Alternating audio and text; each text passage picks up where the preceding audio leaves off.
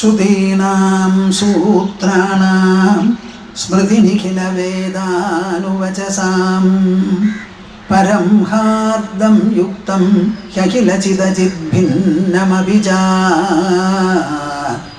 അഭിന്നം സ്വാഭാവ്യാത് ഗുണിച പരമം ബ്രഹ്മകമിദം സമാദിഷ്ടം യൈസ്ഥാനപി സതതമീഡേ ഗുരുവരാൻ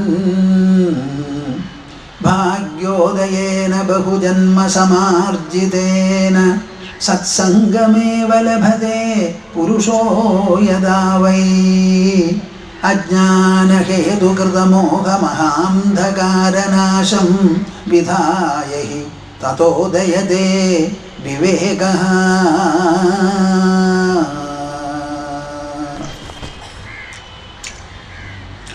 ഹരി ഓം ഹരി ഓം ഹരി. എല്ലാവരും കൂടി പതിവ് പോലെ കൈകോർത്ത് മടിയിൽ വെച്ച് കണ്ണടച്ച് ആകാവുന്നിടത്തോളം നിവർന്നിരുന്ന് മനസ്സും വായും തുറന്ന് എൻ്റെ കൂടെ ജപിക്കൂ. ഒരു സംയുക്ത തപോനുഷ്ഠാനം, ഓംകാര ജപ തപോനുഷ്ഠാനം, ലോകം മുഴുവനും നന്നാവാൻ. ഹരി ഹരി. ഓ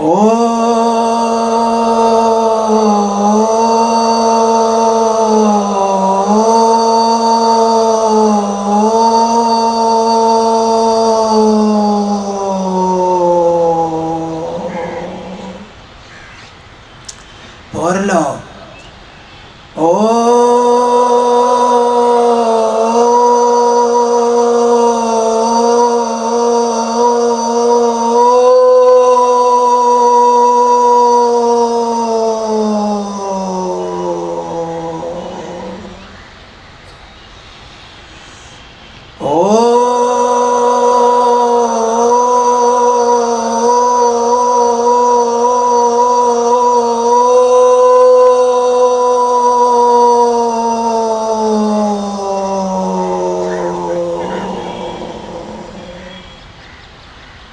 ഹരി ഓം തത്സത്. ജയ ഗുരു. യദി ദേഹം പൃഥകൃത്യ ചിതി വിശ്രാമ്യ തിഷ്ഠസി അധുനൈവ സുഖീ ശാന്തോ ബ്രഹ്മ ബന്ധമുക്തോ ഭവിഷ്യസി. നമുക്ക് തുടങ്ങാം. ജനകൻ പറഞ്ഞതാണ്. കഥം ജ്ഞാനമവാപ്നോതി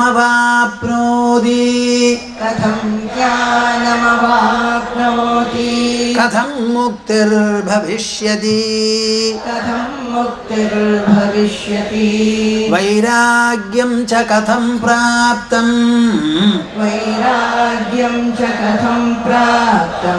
ഏതദ് ബ്രൂഹി മമ പ്രഭോ മുക്തിമിച്ഛസി ചേത്താതാ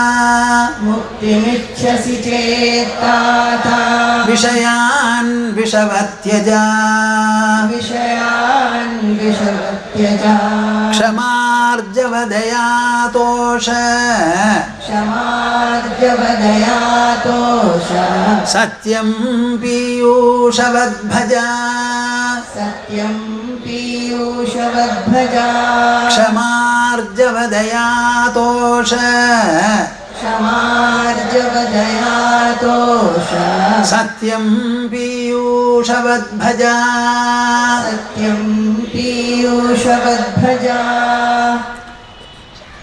നന്നാവുന്നുണ്ടല്ലോ.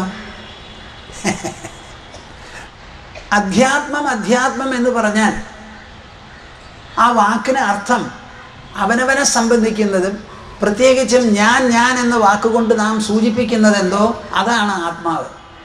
ആ ആത്മാവിനെ സംബന്ധിക്കുന്നതാണ് വാസ്തവത്തിൽ അധ്യാത്മം. മലയാളത്തിൽ പലരും ആത്മീയം ആത്മീയം എന്ന് പറയും.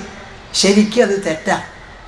ആത്മീയം എന്ന് പറഞ്ഞാൽ സെൽഫിഷ്നെസ് എന്നൊക്കെയാണ് അർത്ഥം. ആത്മീയ ശബ്ദത്തിന് വിപരീതമായിട്ടുള്ളതാണ് പരകീയം, സ്വാർത്ഥം പരാർത്ഥം. ഒന്നുകിൽ അധ്യാത്മം എന്ന് പറയുക, അല്ലെങ്കിലോ ആ വളച്ചു തൊടിച്ച് ആധ്യാത്മികം എന്ന് പറയാം.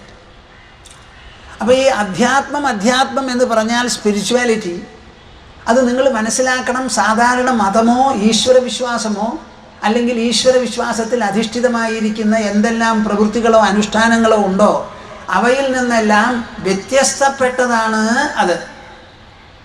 അതുകൊണ്ട് ഈ കാര്യത്തിൽ ഒരു തരത്തിലുള്ള അഭിപ്രായ വ്യത്യാസം ഉണ്ടാവില്ല, മതഭേദവും ഉണ്ടാവില്ല. അത് വളരെ വ്യക്തമാക്കുന്നതായിരുന്നു അഷ്ടാവക്രൻ്റെ മറുപടി. അങ്ങക്ക് ജ്ഞാനവും മുക്തിയുമാണ് ആവശ്യം എന്നുണ്ടെങ്കിൽ നമ്മുടെ വ്യക്തിത്വം എന്ന് പറയുന്ന മനസ്സുണ്ടല്ലോ, ആ മനസ്സിൽ 5 കൂട്ടത്തിലുള്ള ഗുണമൂല്യങ്ങൾ വളർത്തിയെടുക്കണം എന്ന് പറഞ്ഞു. അതിലെന്തൊക്കെയാ? ക്ഷമ, ആർജവം എന്ന് 2 എണ്ണത്തിനെ കുറിച്ചാണ് പറഞ്ഞത്. ഇനി മൂന്നാമത്തത് എന്താ? ദയ, ദാക്ഷിണ്യം, കൃപ. ഇതിനെപ്പറ്റി അധികം പറയേണ്ട ആവശ്യമില്ല. ദയാഹീനരായിട്ടുള്ള ഒരാൾ, അച്ഛനമ്മമാർക്ക് മക്കളോട് പോലും ദയവില്ലെങ്കിൽ നല്ലതല്ല. മറിച്ച് മക്കൾക്ക് അച്ഛനമ്മമാരോടെങ്കിലും ഒരു കൂറോ കടപ്പാടോ ദയവോ ഇല്ലെങ്കിൽ അതും വളരെ മോശമാണ്. നിങ്ങൾ ലോകം മുഴുവനും സ്നേഹിച്ചോളൂ, അനുഭാവം നിങ്ങൾക്കുണ്ടാവട്ടെ. നമ്മൾക്ക് ജന്മം തന്ന കേന്ദ്രത്തിനോട്, അത് അച്ഛനമ്മമാരോട് മാത്രമല്ല, ആ ഗ്രാമമാണെങ്കിൽ ഗ്രാമം, പട്ടണമാണെങ്കിൽ പട്ടണം, വിശാലമായ ജന്മഭൂമി മാതൃഭൂമിയാണെങ്കിൽ അതിനോടൊരു കൂറും കടപ്പാടും ഇല്ലാത്ത ഒരാളെ മൃഗത്തേക്കാൾ കശയാണെന്ന് പറയേണ്ടി വരും. വളരെ അത്യാവശ്യം ഒരു ലക്ഷണമാണിത്. കാളിദാസൻ പല കാവ്യങ്ങളും രചിച്ചിട്ടുണ്ട്. അതിലേറ്റവും വിശേഷപ്പെട്ടതാണ് ശാകുന്തളം. കാവ്യേഷു നാടകം രമ്യം തത്ര ശാകുന്തളം മഹത് തത്ര ചാപി ചതുർത്ഥംഗഃ തത്ര ശ്ലോകചതുഷ്ടയം. കാവ്യത്തിൽ വെച്ച് വളരെ രമണീയമാണ്, ആഹ്ലാദകരം, ആസ്വാദ്യമാണ് നാടകം. ആ നാടകത്തിൽ ശാകുന്തളം വളരെ വിശേഷപ്പെട്ടതാണ്. അതിൽ 4-ാമത്തെ അംഗത്തിൽ 4 ശ്ലോകങ്ങളാണ് അത്ര വിശേഷപ്പെട്ടത്. അതിൽ ഒരു ശ്ലോകം എന്താണെന്നറിയോ? എടുത്തു വളർത്തി ഇത്രനാളും കൊണ്ടുവന്നു, ദുഷ്യന്തനുമായി ഒരു പ്രണയബന്ധത്തിൽ ഏർപ്പെട്ടു, ഗർഭം ധരിച്ചു എന്നറിഞ്ഞപ്പോൾ മഹർഷി അത്രയും കാലം വാത്സല്യത്തോടു കൂടി നിങ്ങൾ അച്ഛനമ്മമാർ കുട്ടികളെ എങ്ങനെ വളർത്തുമോ അതുപോലെ വളർത്തി കൊണ്ടുവന്നതാണ്. ആ വാത്സല്യം ഉണ്ടായിട്ടും ഇനി ആ പെൺകുട്ടി ഭർത്താവോട് കൂടി ജീവിക്കേണ്ടവളാണെന്ന് പറഞ്ഞയക്കുക. ആ പറഞ്ഞയക്കുന്ന സമയത്ത് ഒരു ശ്ലോകം ഉപദേശ രൂപത്തിൽ പറയുന്നു. കാളിദാസൻ തന്നെ വേണം എഴുതാൻ. ശുശ്രൂഷസ്വ ഗുരൂൻ ഗുരുപ്രിയ സഖീ വൃത്തിം സപത്നീ ജനേ ഭർത്തുർവിപ്രകൃതാഭി രോഷണതയാ മാസ്മ പ്രദീപം ഗമഃ ഭൂയിഷ്ടം ഭവദക്ഷിണാ പരിജനേ ഭാഗ്യേഷ്വനുസേഹിനീ യാന്ദേവം ഗൃഹിണീപദം യുവതയോ വാമാകുലസ്യാധയഃ. നിങ്ങൾക്കൊക്കെ സംസ്കൃതം അറിഞ്ഞിട്ടുണ്ടെങ്കിൽ ഞാൻ എത്ര നന്നായി, എനിക്ക് വളരെ ഇഷ്ടപ്പെടുമായിരുന്നു. എത്ര വിശേഷപ്പെട്ട ഒരു ശ്ലോകമാണ്. ഇതൊക്കെയാണ് ഭാരതീയ മൂല്യങ്ങൾ. ഈ മൂല്യങ്ങളിൽ അധിഷ്ഠിതമാണ്, ഇതുകൊണ്ട് വാർത്തെടുത്തതാണ് നമ്മുടെ സംസ്കാരം. നിങ്ങൾ വിചാരിക്കരുത് ഈ ക്ഷേത്രങ്ങളിലാണ് അത് നിലനിൽക്കുന്നത് എന്ന്. ഹിന്ദുമതം നിലനിർത്തുന്ന 2 കേന്ദ്രങ്ങളേ ഉള്ളൂ. ഒന്ന് 1000ങ്ങളും 10,000ങ്ങളും കോടികളും വരുന്ന ക്ഷേത്രങ്ങൾ, 100ഉം പരമാവധി 500ഉം വരുന്ന ആൾക്കാർ വരുന്ന ആശ്രമങ്ങളും. ഇങ്ങനെ 2 എണ്ണേ ഉള്ളൂ. ഒന്ന് മിണ്ടാത്ത ദൈവം, ഒന്ന് മിണ്ടുന്ന ദൈവം. ഇത് 2 എടുത്തു കളഞ്ഞാൽ പിന്നെ ഹിന്ദുമതത്തിന് വേണ്ടി ഒരാളിവിടെ ഒന്നും ചെയ്യുന്നില്ല. ഹിന്ദുമതം എന്ന് പറഞ്ഞാൽ ഭാരതീയ സംസ്കാരം നിലനിർത്താൻ വേണ്ടി എന്നർത്ഥം. ഈ ശ്ലോകത്തിൽ എന്താ പറഞ്ഞു കൊടുക്കുന്നത്? ഒരു മഹർഷി വളർത്തച്ഛൻ മകളെ പറഞ്ഞയക്കുമ്പോൾ പറയുന്നതാണ്, ഗുരുജനങ്ങളെ വേണ്ടതുപോലെ ശുശ്രൂഷിക്കൂ, സപത്നികളോടെല്ലാം പ്രിയസഖീവൃത്തി സഖികളാണെന്ന് വിചാരിക്കൂ. ഭർത്താവ് എങ്ങാനും കോപിച്ചു കയർത്തു, പല കാര്യത്തിലും ചുമതലയിലും പെട്ട് ഇടയ്ക്കൊന്ന് കയർത്തു എന്ന് വരാം, അതിന് പ്രതികയർക്കലിന് പോവരുത്, ദേഷ്യം തോന്നരുത്. അതൊക്കെ ഇരിക്കട്ടെ, എനിക്കതിൽ പ്രധാനമായിട്ട് ഒന്നേ പറയാനുള്ളൂ, ഭൂയിഷ്ടം ഭവദക്ഷിണാ പരിജനേ. ഈ ശ്ലോകം ഞാൻ എപ്പോൾ വായിച്ചോ അന്ന് മുതൽക്ക് എനിക്കിത് ഓർമ്മയുള്ളതാണ്. പരിജനങ്ങളുണ്ടല്ലോ, ശുശ്രൂഷിക്കുന്ന ജനങ്ങൾ, അവരോട് ഭൂയിഷ്ടം ആവോളം ധാരാളം ഭവദക്ഷിണ ദാക്ഷിണ്യമുള്ളവളായിരിക്കുക. ജോലിക്കാരോട് ധിക്കാരമല്ല നമ്മൾ കാണിക്കേണ്ടത്, സ്നേഹവും അനുഭാവവും ദയയും. അവരുടെ കഷ്ടപ്പാടൊന്ന് അന്വേഷിക്കുക, അത് തീർക്കാൻ നമുക്ക് എത്രത്തോളം പറ്റുമോ എന്ന് ആലോചിക്കുക. നമ്മൾ നല്ലപോലെ ഇരിക്കുക, നമ്മുടെ ജോലിക്കാർ വല്ലോണം ഇരിക്കുക. അതെങ്ങനെയാണ് ശരിയാവുക? ശരിയാവില്ല. എന്ത് പറഞ്ഞാലും പറഞ്ഞില്ലെങ്കിലും ഞങ്ങളുടെ ആശ്രമത്തിൽ കുറേ ജോലിക്കാരുണ്ട്. ഞാൻ എല്ലാവരോടും പറയും, നമ്മുടെ ആശ്രമത്തിന് ഇത്തിരി വൃത്തിയും വെടുപ്പൊക്കെ ഉള്ളതാണ്. നിങ്ങളൊക്കെ വന്ന് കണ്ടിട്ടില്ലെങ്കിൽ ഒന്ന് കാണൂ. ഗൃഹസ്ഥന്മാരവിടെ വന്നിട്ട് പറയും, ഞങ്ങളൊക്കെ വീട് ഇങ്ങനെയാണ് വെക്കേണ്ടത്, പക്ഷെ ഞങ്ങൾക്ക് വെക്കാൻ പറ്റണില്ല എന്നാണ് അവരുടെ ആക്ഷേപം. അപ്പം ഞാൻ ഇടയ്ക്കിടയ്ക്ക് ജോലിക്കാരെ വിളിച്ച് പറയും, ഈ വൃത്തിയെപ്പറ്റി എല്ലാവരും പ്രശംസിക്കുന്നുണ്ടെങ്കിൽ ആ വൃത്തിയുടെ ക്രെഡിറ്റ്, അതിൻ്റെ യോഗ്യത നിങ്ങൾക്കാണെന്ന്. അവരെയൊക്കെ എന്താ പറയുക, ഞാൻ അൺബോൺ ചിൽഡ്രനായിട്ട് കണക്കാക്കണം.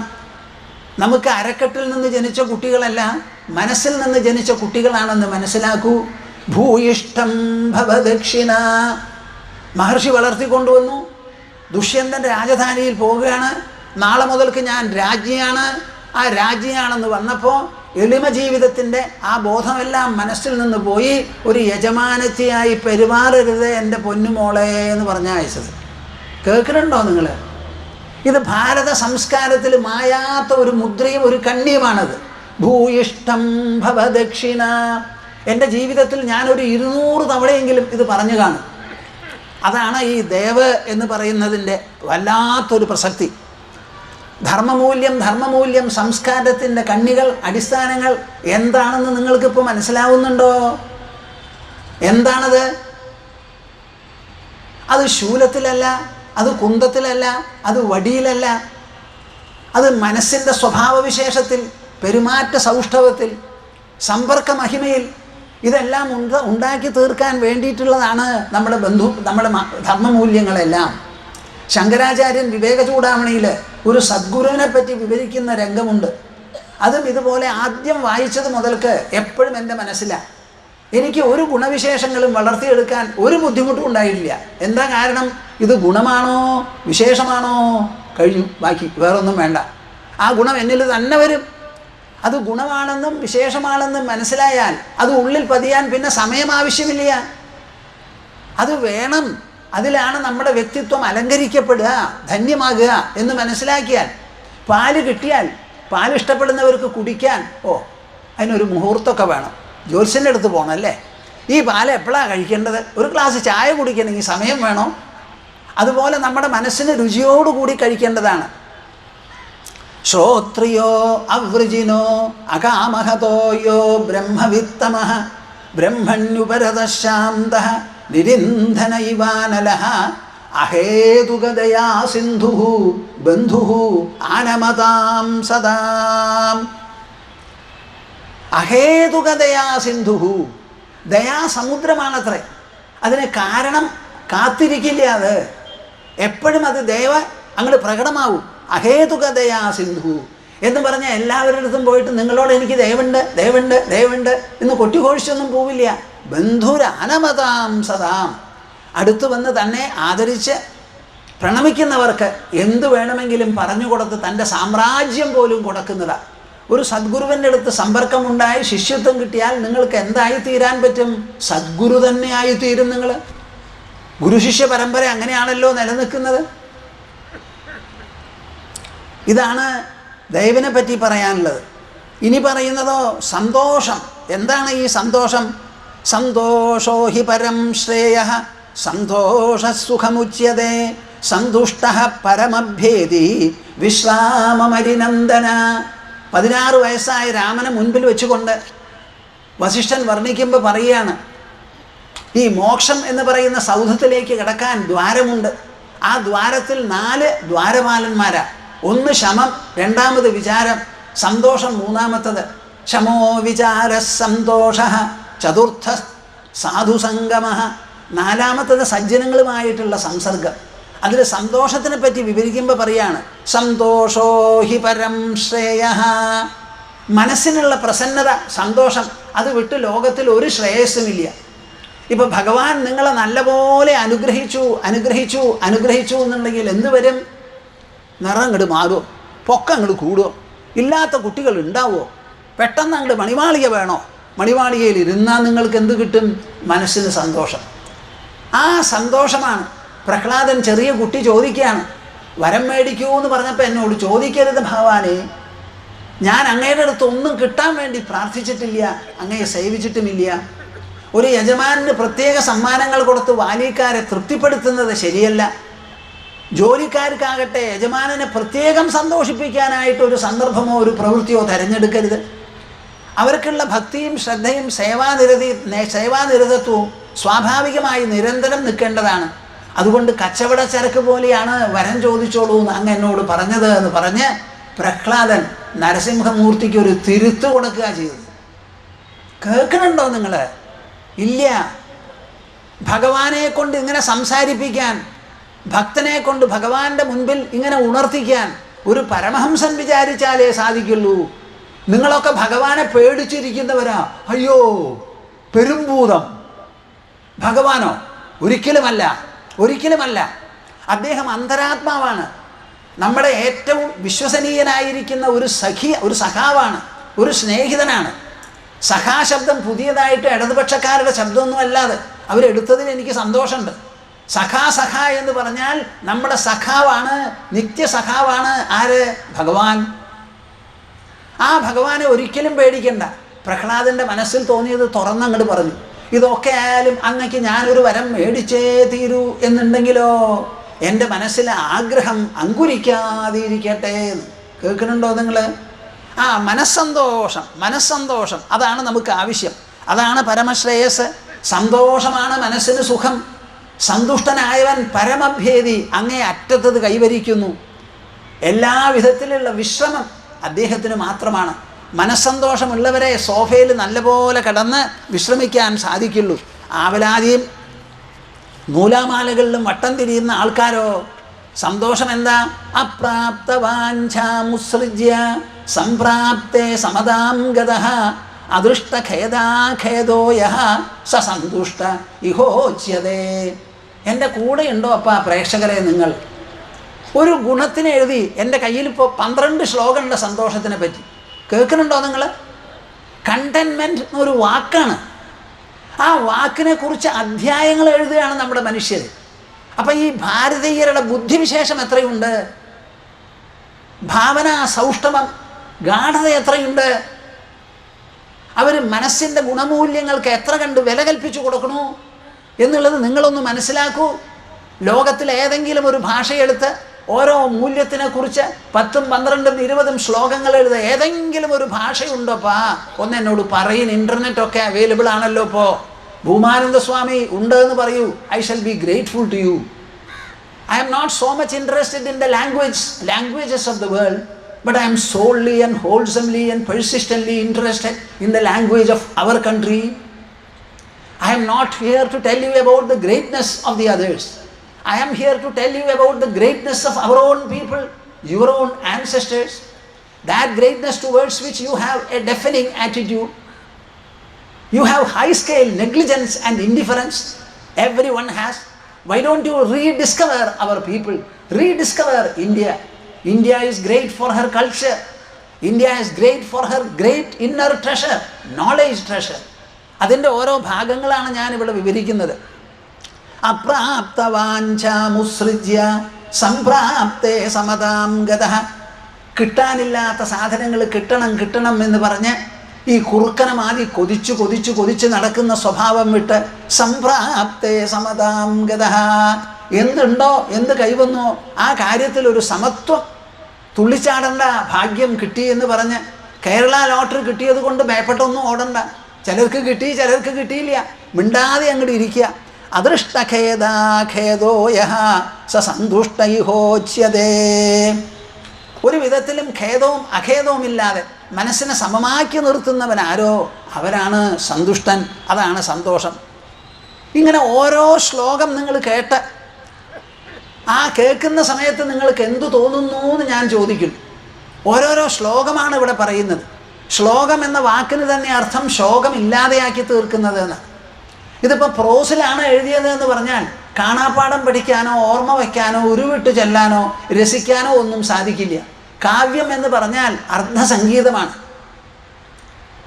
പദങ്ങളെ വേണ്ടതുപോലെ അതിൻ്റെ സന്ധിയും ഒഴുക്കുമെല്ലാമായി ചേർത്ത് അതിൻ്റെ ഛന്ദസ്സും വൃത്തങ്ങളുമെല്ലാം വേണ്ടതുപോലെ അനുസരിച്ച് അങ്ങനെ സംഗ്രഹിച്ചിട്ടുള്ളതായ കാവ്യമാണ് നമുക്ക്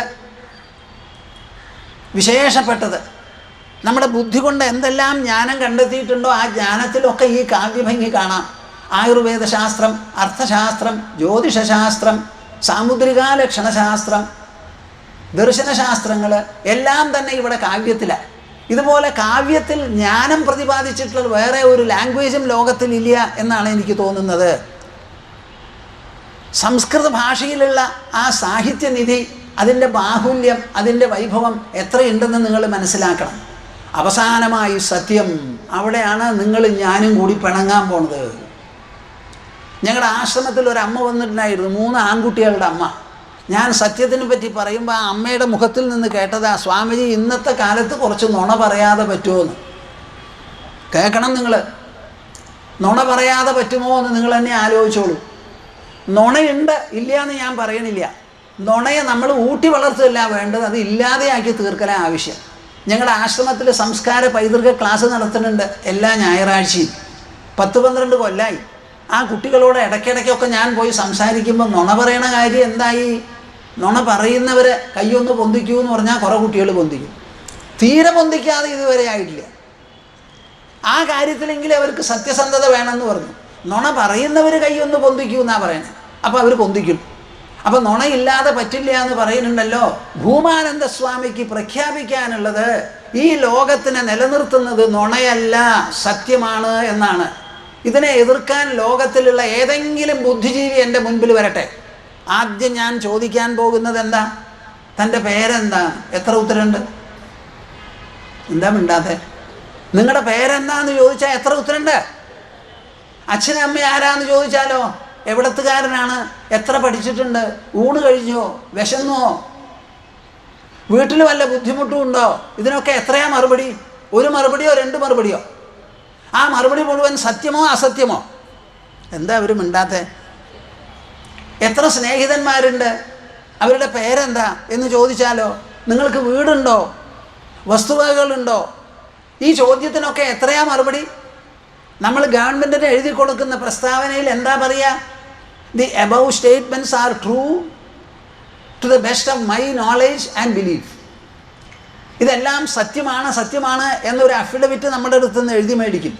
വാങ്ങലും വിൽക്കലും നടത്തുന്ന സമയത്ത് നമ്മൾ കീഴാധാരം അന്വേഷിക്കാറുണ്ടോ ഇല്ലേ? എന്താ ഇവരും മിണ്ടാത്ത?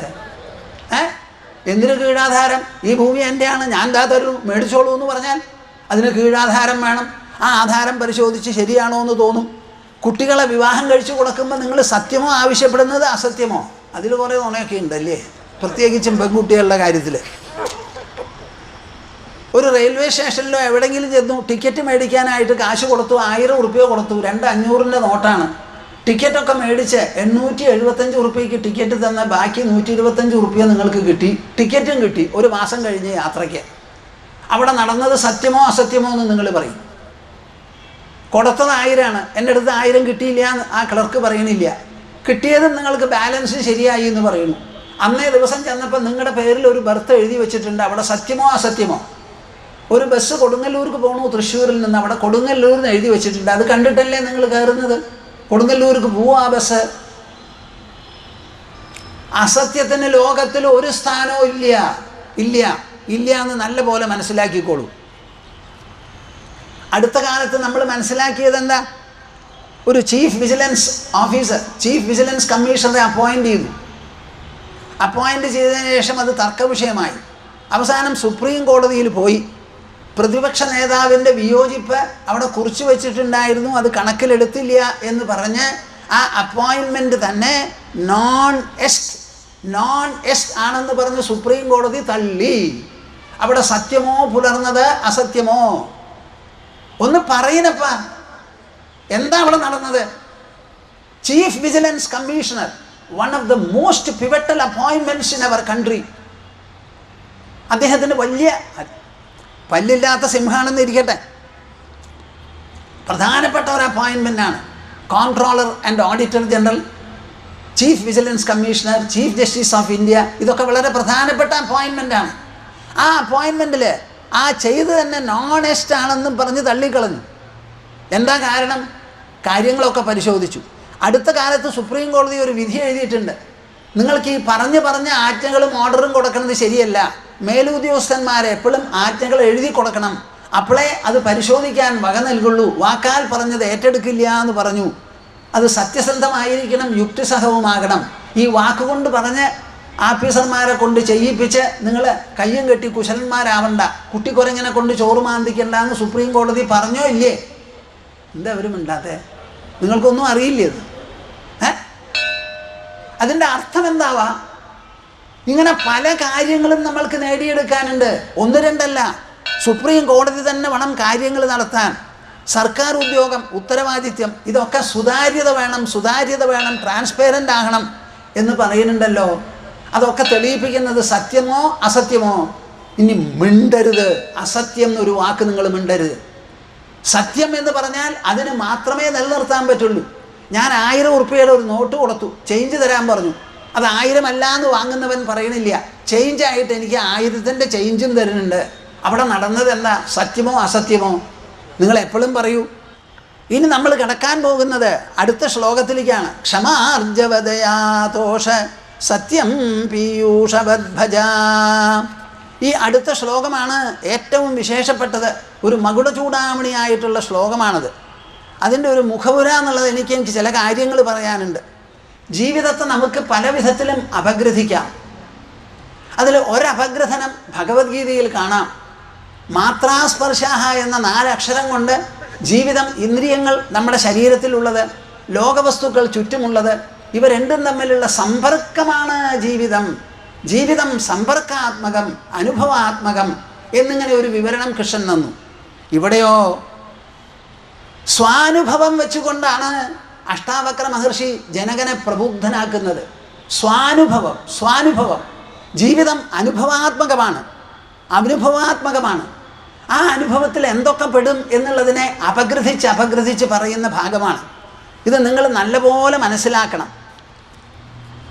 അധ്യാത്മം എന്ന് പറയുന്ന വിഷയവും ശാസ്ത്രവും എങ്ങനത്തതാണെന്ന് അറിയാമോ? നമ്മുടെ ജീവിതം, നമ്മുടെ മനുഷ്യ വ്യക്തിത്വത്തിൽ നിന്നാണ് ജീവിതം തുടങ്ങുന്നത്, വർദ്ധിക്കുന്നത്, വികസിക്കുന്നത്. കാലത്ത് നിങ്ങൾ നേരത്തെ എണീക്കുന്നു.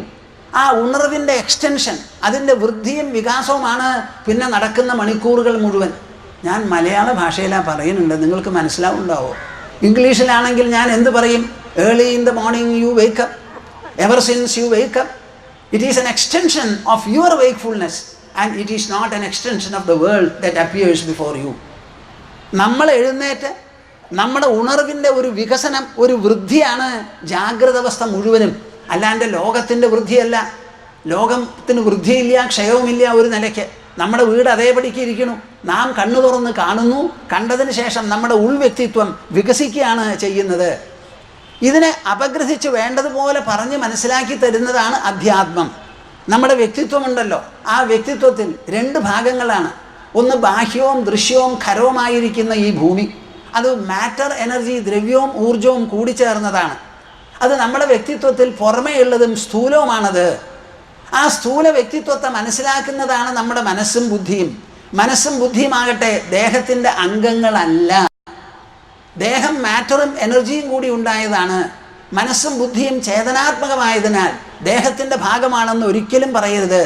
സർവ്വ പ്രവൃത്തികളും രൂപപ്പെടുന്നത് മനസ്സിലാണ്, നിലനിൽക്കുന്നതും മനസ്സിലാണ്, പര്യവസാനിക്കുന്നതും മനസ്സിലാണ്. ഞാൻ പ്രവൃത്തി എടുക്കണം, പ്രവൃത്തി കഴിഞ്ഞു, ഇതെല്ലാം അനുഭവമാണ് നമുക്ക്. അപ്പം മനസ്സാണ് ചെയ്തതൊക്കെ കണ്ടും കേട്ടും അനുഭവിച്ച് സൂക്ഷിക്കുന്നത്. അനുഭവം, അറിവ്, ഓർമ്മ, ഇതൊക്കെ മനസ്സിലാണല്ലോ. ഈ മനസ്സിന് ദിശ നൽകുന്നതാണ് നമ്മുടെ ബുദ്ധി. അത് നല്ല പോലെ മനസ്സിലാക്കണം. ബുദ്ധിയുടെ വിശേഷം ആലോചിച്ച് കാര്യങ്ങൾ മനസ്സിലാക്കി ഗുണദോഷ വിവേചനം ചെയ്ത് മനസ്സിനെ സദാ ഉപദേശിച്ചു കൊണ്ടിരിക്കുന്നതാകണം ബുദ്ധിയുടെ ദൗത്യം. ഈ മനസ്സും ബുദ്ധിയും കൂടിച്ചേർന്നതാണ് നമ്മുടെ ഇന്നർ പേഴ്സണാലിറ്റി, ഉൾവ്യക്തിത്വം. ഞാനിത് എത്ര തവണ പറയണം? നിങ്ങളുടെ ശരീരത്തിൻ്റെ ഉള്ളിൽ 2 ഘടകമേ ഉള്ളൂ: മനസ്സ്, ബുദ്ധി. സംവേദനശീലത്തോടു കൂടി പ്രവർത്തിക്കുന്നതാണ് മനസ്സ്. ആ മനസ്സിന് ദിശ നൽകുന്നതാണ് ബുദ്ധി. ഇത് രണ്ടും ചേതന, കോൺഷ്യസ്നെസ്സിൻ്റെ പ്രകടന വിശേഷങ്ങളാണ്, പ്രവർത്തന സ്വരൂപങ്ങളാണ്. നമുക്ക് വികാസവും വൃദ്ധിയും ഉണ്ടാവണമെങ്കിൽ അതിന് ബുദ്ധിയെ തന്നെ വിനിയോഗിക്കണം. ആ ബുദ്ധിയെ വിനിയോഗിച്ച് എന്തു വേണം? തത്വവിചാരത്തിലൂടെ വേണം നമുക്ക് വികാസം വരാൻ. ആ തത്വവിചാരം ഉണ്ടാക്കി കൊടുക്കുകയാണ് ഇപ്പോൾ ഇവിടെ അഷ്ടാവക്രൻ ജനക മഹാരാജാവിന് ചെയ്യുന്നത്. ജനക മഹാരാജാവ് ഉപായപ്പെട്ടവനല്ല. അദ്ദേഹത്തിന് ഉപദേശിക്കാൻ അനവധി വിദ്വാൻമാരുണ്ട്. അവർ ചുറ്റുമുള്ള സമയത്താണ് ജനക മഹാരാജാവ് അഷ്ടാവക്ര മഹർഷിയെ നമസ്കരിച്ച് അദ്ദേഹത്തോട് ചോദിച്ചത് ജ്ഞാനം എങ്ങനെ കൈവരുമെന്ന്. അപ്പം ചർച്ച ഇവിടെ ജ്ഞാനമാണ്. ആ ജ്ഞാനം കിട്ടാൻ വേണ്ടിയിട്ടുള്ള 5 യോഗ്യതയോ ലക്ഷണങ്ങളോ ആണ് ക്ഷമാർജവതയാ ദോഷം. ഇന്ന് ധാരാളം വ്യവസായ സ്ഥാപനങ്ങളുണ്ട്. അവർക്ക് ആവശ്യം പെർഫോമൻഷ്യൽ എക്സലൻസാണ്, കർമ്മകുശലതയാണ് അവർക്ക് ആവശ്യം. ആ കർമ്മകുശലതയ്ക്ക് വേണ്ടി അവർ പലതും തേടിപ്പിടിച്ച് ഇപ്പം കണ്ടെത്താൻ തുടങ്ങി. ഞാൻ പറയുന്നത് Bhagavad Gita is an administrative gospel എന്നാണ് ഭൂമാനന്ദ സ്വാമിയുടെ നിരൂപണം. ഇന്ന് ഇന്ത്യ ഒരുമാതിരി സമ്മതിച്ചു, ലോകവും സമ്മതിക്കാൻ പോവുക. അതിനുവേണ്ടി നമുക്കൊരു ഗ്ലോബൽ ഈവൻ്റ് തന്നെ നടത്തണം. ഭഗവത്ഗീതയെ ലോകത്തിന് മുഴുവൻ സമ്മാനമായി അനുഗ്രഹമായി ഇതാ ഭാരതം കൊടുക്കണു എന്ന് പറയുന്ന വലിയ ഒരു വിശേഷ സംഭവം നമുക്ക് നടത്തണം. ഈ ഭഗവത്ഗീത ഒന്നാന്തരം ഒരു മാനേജ്മെൻറ്റ് ഗോസ്പലാണ്. അപ്പോൾ ഒരു ഭാഗത്ത് വ്യവസായ സ്ഥാപനങ്ങൾ, അതിൻ്റെ ഉടമസ്ഥന്മാരും മേധാവികളും വിദ്യാഭ്യാസ മേധാവികൾ ഇവരെല്ലാവരും അധ്യാത്മ ആചാര്യന്മാരുടെ അടുത്ത് വന്ന് പറയാണ്, ഞങ്ങൾക്കൊരു ശില്പശാല നടത്തി തരൂ. അതിലെന്താണ് വിഷയം? Personal mastery for enlightened leadership, decision taking process and excellence in that. ഇങ്ങനെ ഓരോരോ കാര്യങ്ങൾ പറഞ്ഞ് ഞങ്ങളെപ്പോലെയുള്ളവരുടെ അടുത്ത് വന്ന് പറയുക. ഞങ്ങളുടെ ആശ്രമത്തിൽ മധ്യപ്രദേശിൽ ഏതാണ്ട് ചീഫ് സെക്രട്ടറി പോലെ പ്രവർത്തിക്കുന്ന ഒരാൾ, ഒരു ഇൻസ്റ്റിറ്റ്യൂട്ടുണ്ട് അവിടെ IAS ഓഫീസേഴ്സിനുള്ളത്. അദ്ദേഹത്തിന് ഞാൻ കണ്ടിട്ടില്ല. ആശ്രമത്തിൽ ഇപ്പോൾ എയർപോർട്ടിൽ നിന്ന് വന്ന് ഇറങ്ങിയിരിക്കുകയാണ്. അപ്പോൾ അദ്ദേഹത്തിന് അഡ്മിനിസ്ട്രേറ്റീവ് ഓഫീസേഴ്സിൻ്റെ ഇടയിൽ എന്താണ് നമുക്ക് ഒരു എത്തിക്കൽ ഗവേണൻസ്, സദാചാരനിഷ്ഠമായിരിക്കുന്ന ഒരു ഗവൺമെൻറ് രൂപീകരിച്ച് പ്രവർത്തിപ്പിക്കാൻ എന്താണ് ചെയ്യാൻ കഴിയുക എന്നുള്ള കാര്യത്തിനെക്കുറിച്ച് അദ്ദേഹം വളരെ ആലോചിക്കുകയാണത്രേ. അത് സംബന്ധിച്ചൊന്ന് കാണാൻ സ്കൈപ്പിൽ ഞാൻ സംസാരിക്കുന്നത് കേട്ട് വന്നിരിക്കുകയാണ്. അപ്പോൾ അവരെല്ലാവരും ഞങ്ങളോട് തത്വപ്രവചനം നടത്തി ഈ ആശയങ്ങൾ വ്യക്തമാക്കാൻ പറയുന്നതിന് എന്താ കാരണം? The inner personality consist of only mind and excellence, and we are a people who are experts in the mind, experts in the intelligence. ഞങ്ങൾക്ക് എപ്പോഴും ആലോചനയ്ക്ക് വിഷയമാകുന്നത് നമ്മുടെ ഉൾവ്യക്തിത്വമാണ്. മനുഷ്യൻ്റെ മനനപ്രക്രിയയാണ് നമ്മളെപ്പോഴും ധ്യാനരൂപത്തിൽ നിരീക്ഷിച്ച് വിചിന്തനം ചെയ്ത് കണ്ടുപിടിക്കുന്നത്. ലോകവസ്തുക്കളോട് മാത്രം സമ്പർക്കം പുലർത്തിയാണ് നമ്മുടെ ജീവിതം മുഴുവനും നടക്കുന്നത്, പകൽ മുഴുവനും. ആ ലോകവസ്തുക്കൾ മുഴുവൻ സ്ഥൂലമാണ്. അപ്പോൾ സ്ഥൂല വസ്തു കണ്ട് പരിചയിച്ച ബുദ്ധിക്ക് സൂക്ഷ്മഗ്രഹണം സാധാരണ സാധിക്കുന്നില്ല. അപ്പോൾ സൂക്ഷ്മഗ്രഹണമാണ് പ്രധാനം. ഇപ്പം ന്യൂട്ടൺ ആലോചിച്ച് ആകർഷണ ശക്തി കണ്ടുപിടിച്ചത് ആപ്പിൾ സംസാരിച്ചിട്ടല്ല, ഭൂമി സംസാരിച്ചിട്ടല്ല, കണ്ണും സംസാരിച്ചിട്ടല്ല. ആ ആകർഷണ ശക്തി കണ്ടുപിടിക്കാൻ കാരണം ബുദ്ധി കൊണ്ട് സൂക്ഷ്മമായിരിക്കുന്ന ഈ കണ്ട വിഷയമുണ്ടല്ലോ, ആ നിരീക്ഷണം. ആ നിരീക്ഷണത്തിൻ്റെ ഉള്ളിൽ ചുഴിഞ്ഞിറങ്ങി ചിന്തിച്ച് എല്ലാ ആപ്പിളും കുത്തനെ ഭൂമിക്ക് വീഴാൻ എന്താ കാരണം? അപ്പോൾ ഭൂമിക്കും ആപ്പിളിനും കൂടി എന്തെങ്കിലും ബന്ധമുണ്ടാവും. ആപ്പിൾ അവിടെ നിൽക്കണു, ഭൂമി ഇവിടെ കിടക്കണു. ഈ കിടക്കുന്ന ഭൂമിക്ക് വരാൻ എന്താ കാരണം? ഇത് രണ്ടും തമ്മിൽ ഒരു ബന്ധമുണ്ടല്ലോ എന്ന് പറഞ്ഞ് അവസാനം കണ്ടുപിടിച്ചു. ഇതാണ് ഈ തത്വവിചാരത്തിൻ്റെ മഹിമ. അപ്പം ബാഹ്യവസ്തുക്കളെ മാത്രം കണ്ട് പരിചയിച്ചാൽ നമ്മുടെ വിദ്യാർത്ഥികളുടെയോ അധ്യാപകന്മാരുടെയോ ബുദ്ധി സൂക്ഷ്മമാവില്ല. ഞാൻ തുറന്നതാ പറയണു, അധ്യാത്മ വിഷയം പഠിക്കുകയോ ചെയ്താൽ അധ്യാപകന്മാർക്കും വിദ്യാർത്ഥികൾക്കും എല്ലാവർക്കും തന്നെ വലിയ ഗ്രഹണശക്തി ഉണ്ടാവും. 1 മണിക്കൂർ കൊണ്ട് ഗ്രഹിക്കുന്നത് 30 അല്ലെങ്കിൽ 40 മിനിറ്റ് കൊണ്ട് ഗ്രഹിക്കാം. തോൽക്കുന്ന കുട്ടികൾ പാസ്സാകുന്ന കുട്ടികൾക്ക് ഡിസ്റ്റിങ്ഷൻ കിട്ടും.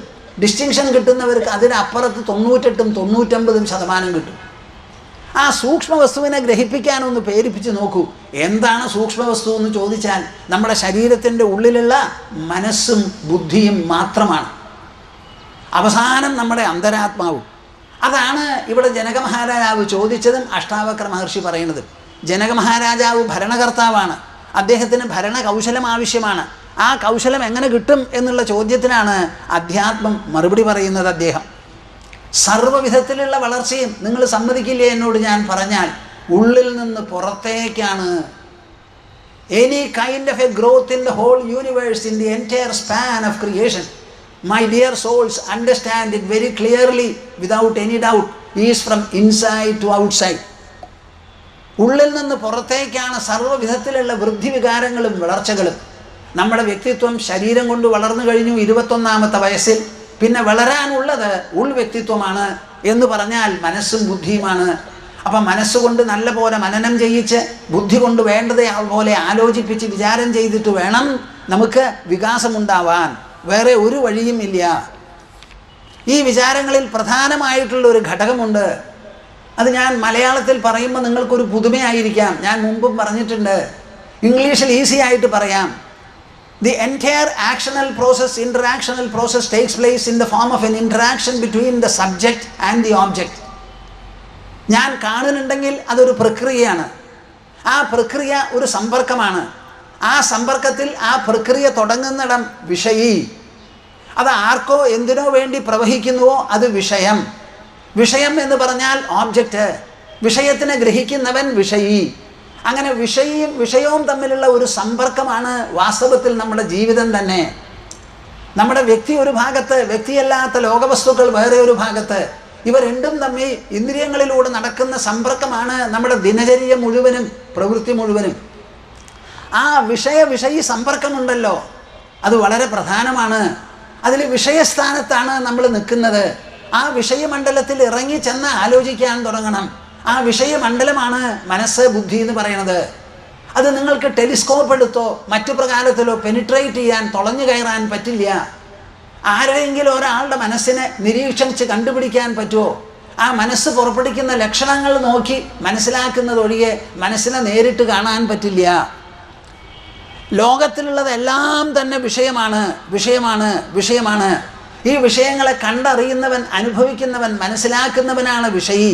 ആ വിഷയിയുടെ സ്ഥാനം എവിടെയാ? നമ്മുടെ ശരീരത്തിൻ്റെ ഉള്ളിൽ തന്നെ.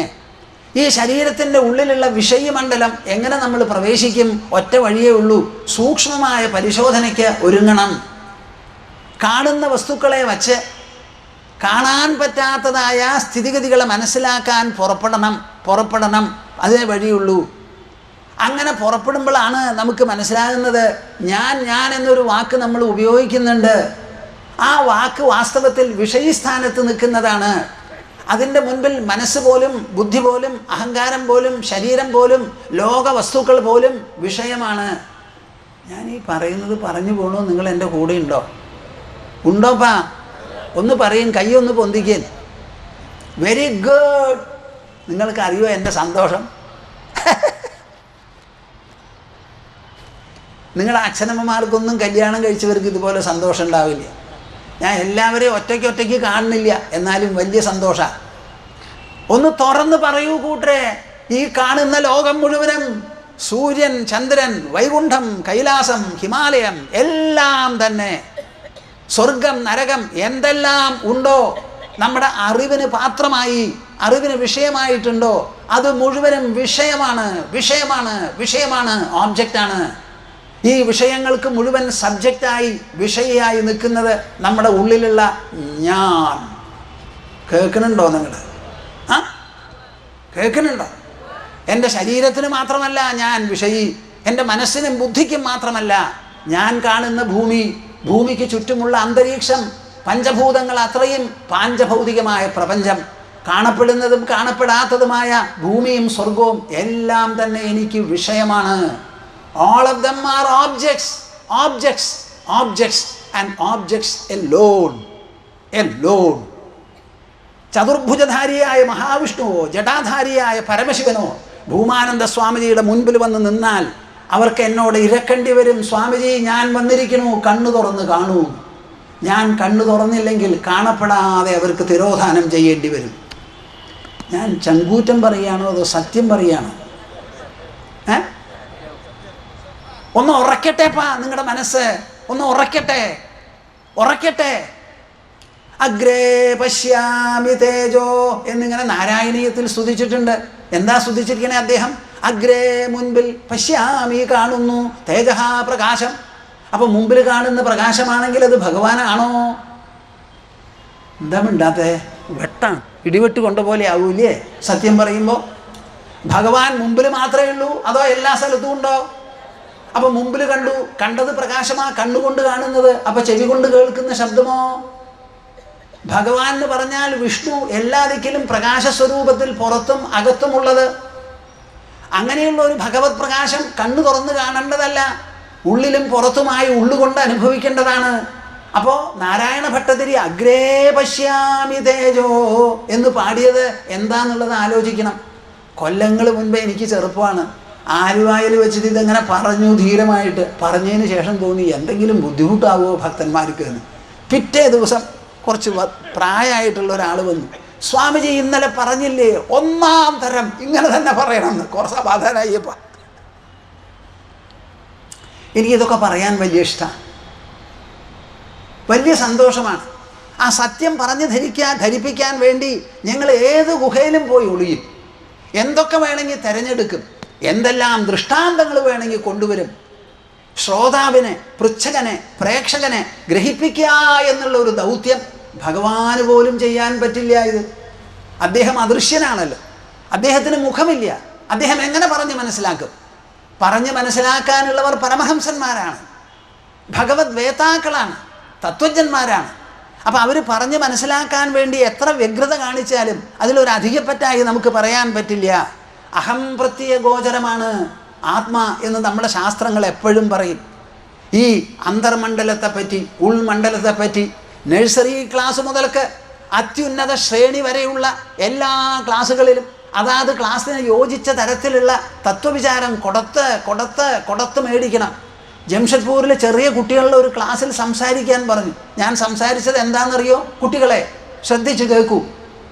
ഈ ലോകത്തിൽ ആരാരെല്ലാം ജനിച്ചിട്ടുണ്ടോ, കൃഷ്ണനാകട്ടെ, രാമനാകട്ടെ, ഫാരഡേ ആകട്ടെ, ന്യൂട്ടൺ ആകട്ടെ, ഐൻസ്റ്റൈൻ ആകട്ടെ, അവർക്ക് എല്ലാവർക്കും ഉണ്ടായിരുന്നത് ഒരു ശരീരം. നിങ്ങൾക്കും അതേ ശരീരമുണ്ട്, 5 ഇന്ദ്രിയങ്ങളുള്ളത്. ആ ശരീരത്തിൻ്റെ ഉള്ളിൽ ഒരു മനസ്സ്, ഒരു ബുദ്ധി, അത് നിങ്ങൾക്കില്ലേ? ഉവ്. ഈ മനസ്സിനും ബുദ്ധിക്കും സാക്ഷിയായി ഒരു അന്തരാത്മാവുമുണ്ട്. ഇത് വിട്ട് ഒന്നും ഒരാൾക്കും ഉണ്ടായിട്ടില്ല അവിടെ. അപ്പം നിങ്ങളൊരു പൂർണ്ണ മനുഷ്യനാണ്. മനുഷ്യരുടെ മുഖത്ത് കണ്ണ് തുറന്നു നോക്കൂ, കണ്ണിലേക്ക്. ഒരിക്കലും നിങ്ങൾക്ക് ആ അധകൃതി എന്നുള്ളൊരു ബോധം വരരുത്.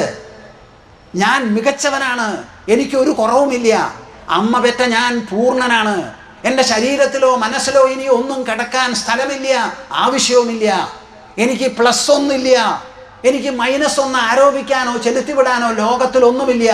ലോകമേ, നീ എന്തു വേണമെങ്കിൽ തര്, എന്തു വേണമെങ്കിൽ കൊണ്ടുപോ, ഞാൻ കുറവില്ലാതെ അങ്ങനെ നിറഞ്ഞ് തുളുമ്പി നിന്റെ ഉള്ളിൽ വാഴും, നിന്നെ അലങ്കരിച്ചുകൊണ്ട്. കുട്ടികൾ വളരെ ഇഷ്ടപ്പെട്ട് കേട്ടു. ഈ അവസാന ഭാഗം ഒരുപക്ഷെ പറഞ്ഞിട്ടുണ്ടാവില്ല.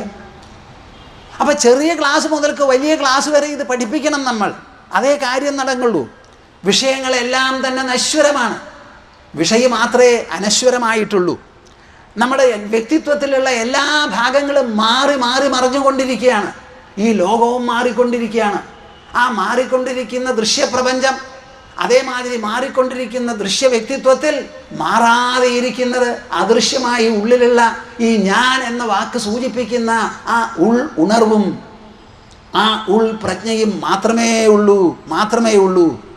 അനുഭവം എന്ന പ്രമാണം വെച്ച് നോക്കുമ്പോൾ നമുക്ക് മനസ്സിലാവും, ഈ ഞാനാണ് എല്ലാറ്റിനെയും വെളിപ്പെടുത്തുന്നത്. എന്നാൽ ഞാൻ വെളിപ്പെടുത്താനായി ലോകത്തിലൊന്നുമില്ല. ഈ വസ്തുത പലതരത്തിലും പല പ്രകാരത്തിലും വീണ്ടും ഉദ്ബോധിപ്പിക്കുന്നതാണ് പ്രേക്ഷകരെ അധ്യാത്മം. പറയൂ നിങ്ങളിപ്പോൾ എന്നോട്, ഇത് നിത്യപ്രസക്തമാണോ അല്ലയോ? ഈ അധ്യാത്മം തുരുമ്പ് പിടിച്ചു പോവോ? ഇതിന് വ്യയമുണ്ടോ, തേമാനമുണ്ടോ?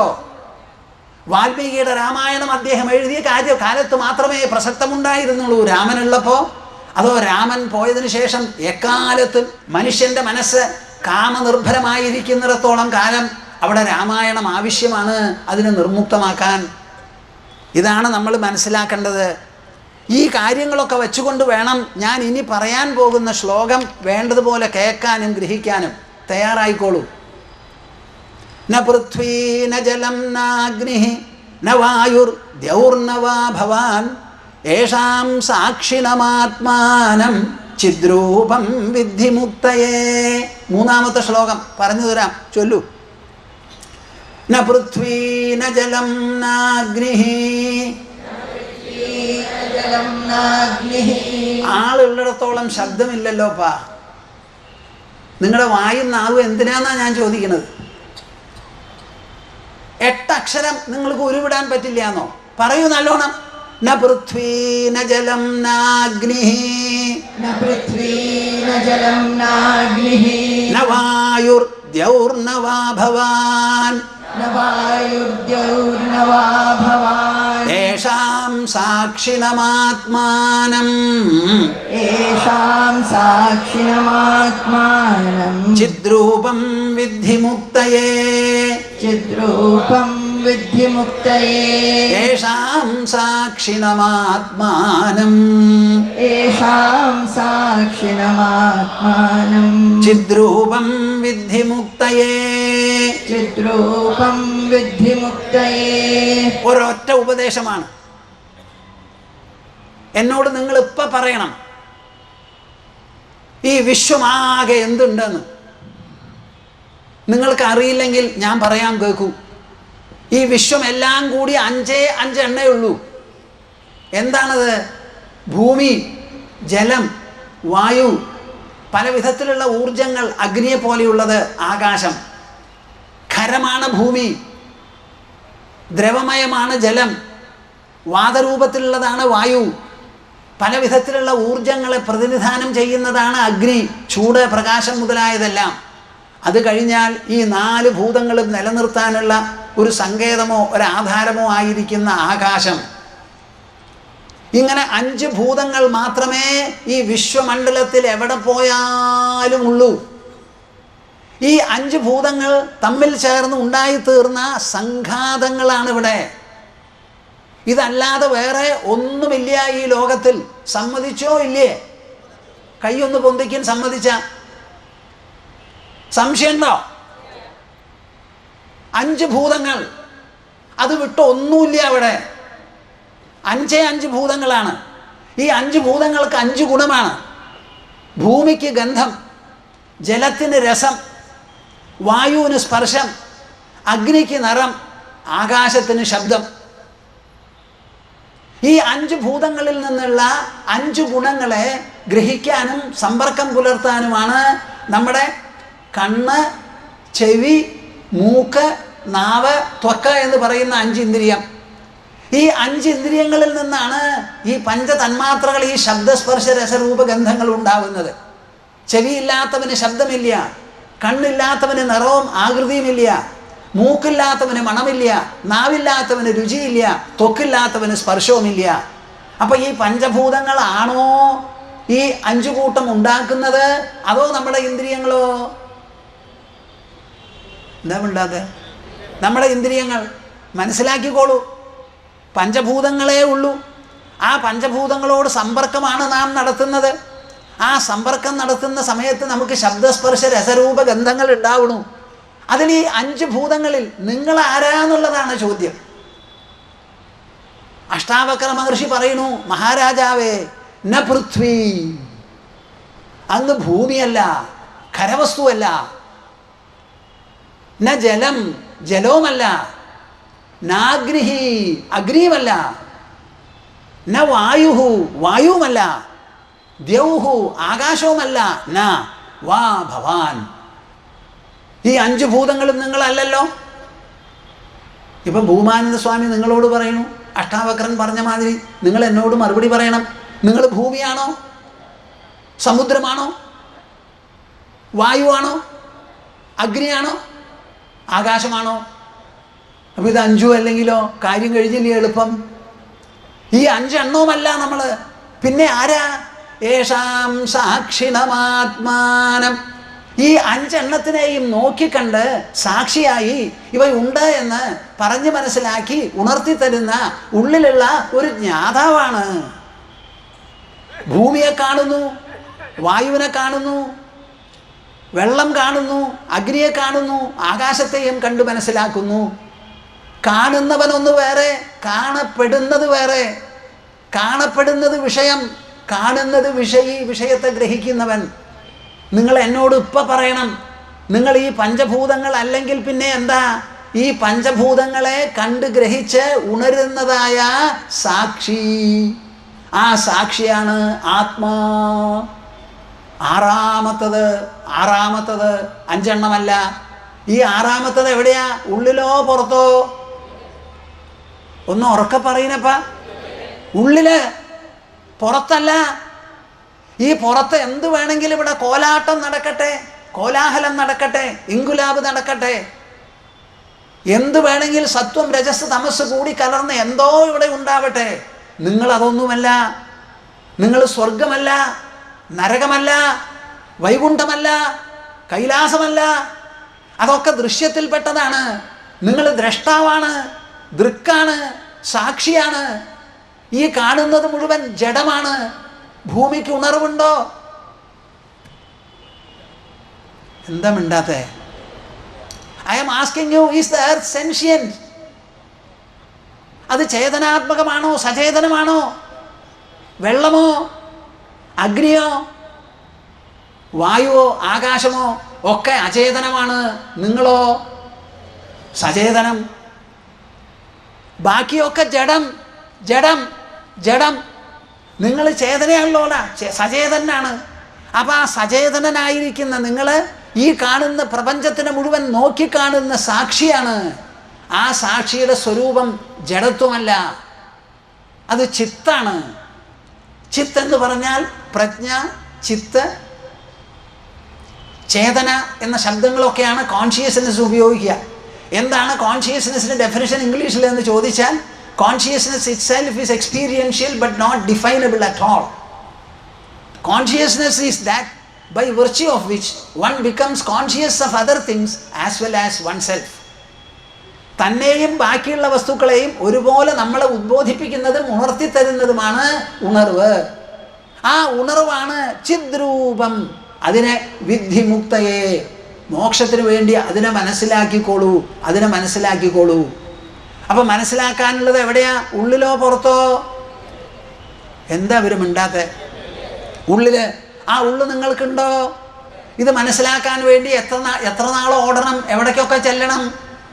ഈ ഭൂമിയെ നോക്കി കാണുന്നു, ജലത്തിനെ നോക്കി കാണുന്നു, ആകാശത്തിനെ നോക്കി കാണുന്നു, ഉദിച്ചസ്തമിക്കുന്ന സൂര്യനെ കാണുന്നു, ചന്ദ്രനെ കാണുന്നു, നക്ഷത്രമണ്ഡലങ്ങളെ കാണുന്നു. ഈ കാണുന്നതിന് മുഴുവൻ കാണിച്ചു തരുന്ന ആ ഉള്ളുണർവാണ് നിങ്ങൾ. ഉള്ളുണർവാണ് നിങ്ങൾ. ഇവിടെയാണ് നിങ്ങളുടെ ആത്മപരീക്ഷ, ഗ്രഹണകുശലത. നിങ്ങളിത് സ്വീകരിക്കുമോ? നിങ്ങളിത് മനസ്സിലാക്കുമോ? ആരെങ്കിലും എന്നോട് എതിർത്ത് പറയാനുണ്ടോ? ഈ ലോകത്തിൽ പഞ്ചഭൂതങ്ങൾ മാത്രമേ ഉള്ളൂ. ആ പഞ്ചഭൂതങ്ങൾ മുഴുവനും ജഡമാണ്, ഇൻസെൻഷ്യൻ്റാണ്. എവിടെ തപ്പി നോക്കിയാലും നിങ്ങൾക്ക് ചേതന കാണില്ല. ചേതന കാണാനുള്ള ഒരൊറ്റ സ്ഥലം തൻ്റെ ഉള്ളിലെ വ്യക്തിത്വം പ്രാണൻ സഞ്ചരിച്ചുകൊണ്ട് മരിക്കാതെ ഇരിക്കുന്നത് വരെ, അവിടെയാണ് ചേതന. ആ സാക്ഷിയിൽ നിങ്ങൾ ചെന്നെത്തൂ. കണ്ണുകൊണ്ട് കാണുന്നു. ആ സാക്ഷിയുടെ മഹിമ എത്രയുണ്ട് എന്ന് ചോദിച്ചാൽ അതിനില്ലാത്ത മഹിമയൊന്നുമില്ല. എന്താ കാരണം? അതാണ് നമ്മുടെ ശരീരം 5 ഇന്ദ്രിയങ്ങളോട് കൂടി ഉണ്ടാക്കിയത്. ആ 5 ഇന്ദ്രിയങ്ങളിലൂടെ പ്രപഞ്ചത്തെ മുഴുവനും നോക്കിക്കാണുന്നു. നമ്മുടെ കണ്ണ് എത്ര ചെറുതാണ്. ആ കണ്ണുകൊണ്ട് നാം ഒരു കടുകിനെ കാണുന്നു. അതേ കണ്ണുകൊണ്ട് നാം ഭൂമിയെ കാണുന്നു, സമുദ്രത്തെ കാണുന്നു, അനന്തമായ ആകാശം കാണുന്നു, അസംഖ്യം ഗോളങ്ങളെ കാണുന്നു. ഇങ്ങനെ എല്ലാറ്റിനെയും കാണിച്ചു തരുന്ന കണ്ണ്, ആ കണ്ണിലൂടെ മനസ്സിൽ പതിപ്പുകൾ ഉണ്ടാക്കുന്ന പതിപ്പ്. എൻ്റെ കൂടെ ഉണ്ടോ നിങ്ങളപ്പാ? ഉണ്ടോ നിങ്ങൾ? ആ കടുകിനെ കാണുമ്പോൾ ഏറ്റവും ചെറുതിനെ കണ്ടു. അതേ കണ്ണിന് മാറ്റം വരാതെ കടാഹം വരെ എത്തുന്നു. അത് അങ്ങനെ എല്ലാറ്റിനെയും കണ്ണിലൂടെ കാണിച്ചു തന്ന് കണ്ടതിൻ്റെ പതിപ്പുകൾ നമ്മുടെ ശരീരത്തിൻ്റെ ഉൾഭാഗത്ത് ഉണർവ് മണ്ഡലത്തിൽ, പ്രജ്ഞാമണ്ഡലത്തിൽ, ചേതനാകോശത്തിൽ ഓരോന്നിനെയും പതിപ്പിച്ച് ആകാശം അനന്തം എന്ന് പറയുമ്പോൾ നമ്മുടെ ഉള്ളിലെ അനന്തമാത്ര, അനന്തമാനം രൂപപ്പെടുകയാണ് ചെയ്യുന്നത്. അങ്ങനെ ശരീരത്തിൻ്റെ ഉള്ളിലുള്ള ഉണർവ് എന്ന് പറയുന്ന കോശം, പറയൂ, കാണപ്പെടുന്ന വസ്തുക്കളേക്കാൾ മേലെയോ അതോ കീഴിലോ? ഒന്ന് പറയുന്നപ്പ. എല്ലാവരുടെ അടുത്തുനിന്നും വരട്ടെ ആ ശബ്ദം. മേലെ. തിരുത്തുവപ്പ, മാറ്റി എഴുതൂ. നിങ്ങളുടെ ധാരണ തെറ്റ് പൊളിച്ചെഴുതൂ. എവിടേക്കാണ് നിങ്ങൾ ഓടുന്നത്? ഭഗവാനെ കാണാൻ എവിടേക്കാണ് നിങ്ങൾ ഓടുന്നത്? എവിടെ ചെന്നാലും നാം കാണുന്നത് വിഗ്രഹമാണ്.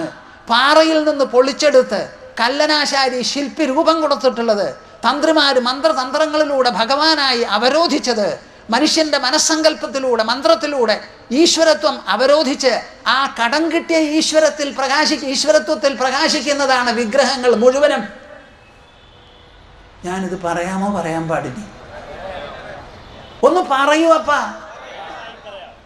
ക്ഷേത്രത്തിലെ വിഗ്രഹങ്ങൾ നാം കൊത്തിയതാണ്, ഇത്ര യവം വേണമെന്ന് നാമാണ് പറയുന്നത്. തച്ചുശാസ്ത്രം നമ്മൾ ഉണ്ടാക്കിയതാണ്. ഈശ്വരൻ എന്നുള്ള വാക്ക് നമ്മുടെ സങ്കല്പമാണ്, പ്രത്യയമാണ്. അതിൻ്റെ വിവരണവും നാം വേണം തരാൻ. ഇതാ അഷ്ടാവക്ര സംഹിതയിലൂടെ അഷ്ടാവക്ര മഹർഷി ജനകനിലൂടെ ഇതാ പറഞ്ഞ് മനസ്സിലാക്കി തരുന്നു നിങ്ങൾക്കൊരു ഭൂമാനന്ദ സ്വാമി. ഈ വാക്കുകളിലുള്ള സത്യം അനിഷേധ്യമാണ്. ശ്രീമദ് ഭാഗവതത്തിൽ ഭാഗവത കർത്താവ് പറയാണ്, വേദ്യം വാസ്തവമത്ര വസ്തു ശിവദം. ഈ ശാസ്ത്രത്തിൽ മുഴുവൻ നിങ്ങളെ ശിവം നൽകുന്നതായ വസ്തുവെ മനസ്സിലാക്കുന്നതാണ് എൻ്റെ ഉദ്ദേശം. അറിവാണ് അവിടെ പ്രതിപാദ്യം. വ്യവസായാത്മിക ബുദ്ധി എന്നാണ് കൃഷ്ണൻ പറയുന്നത്. കർമ്മയോഗം അവതരിപ്പിക്കുന്ന സമയത്ത് നിശ്ചയാത്മികമായിരിക്കുന്ന ഒരു ബുദ്ധി നിങ്ങൾക്ക് വേണം. ഞാൻ നിങ്ങളോട് പറയുന്നു, അതേമാതിരി വ്യവസായാത്മിക ബുദ്ധി നിങ്ങൾക്ക് വേണം. നിങ്ങൾ പ്രതിദിനം വ്യപദേശിക്കുന്ന ഞാൻ, ദാറ്റ് ഫസ്റ്റ് പേഴ്സണൽ പ്രോനൗൺ, ആ ഞാൻ അത് ശരീരത്തിൻ്റെ ഉള്ളിലാണ്, ഉള്ളിൻ്റെ ഉള്ളിലാണ്. അതിനപ്പുറമൊന്നുമില്ല, അതിന് ഇപ്പുറമാണ് എല്ലാം.